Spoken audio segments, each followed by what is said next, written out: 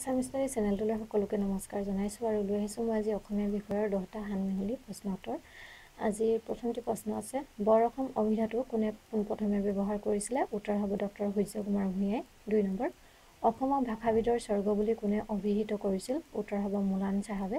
3 number, লোকবিদ্যাৰ সমলৰ ওপৰত গৱেষণা কৰি ডক্টৰেট ডিগ্ৰী লাভ কৰা প্ৰথমজন অসমীয়া কোন? উত্তৰ হ'ব ডক্টৰ প্ৰফুল্ল দত্ত গোস্বামী।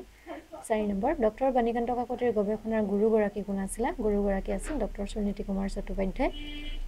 5 নম্বৰ, নাৰীবাদ কি আৰু কেনেকৈ প্ৰবন্ধটিৰ লেখকগৰাকী কোন? উত্তৰ হ'ব ডক্টৰ গোবিন্দ প্ৰসাদ শৰ্মা। 6 নম্বৰ, অসমীয়া কবিতাৰ প্ৰবাহৰ প্ৰণেতাগৰাকী কোন? উত্তৰ হ'ব doctor Kabir Phukan. 7 number, doctor Maheswar নেওগৰ ২৫ বছৰৰ অসমীয়া সাহিত্য প্ৰবন্ধটি ক'ত প্ৰকাশ পাইছিলে? বাঁহী আলোচনীত প্ৰকাশ পাইছিলে।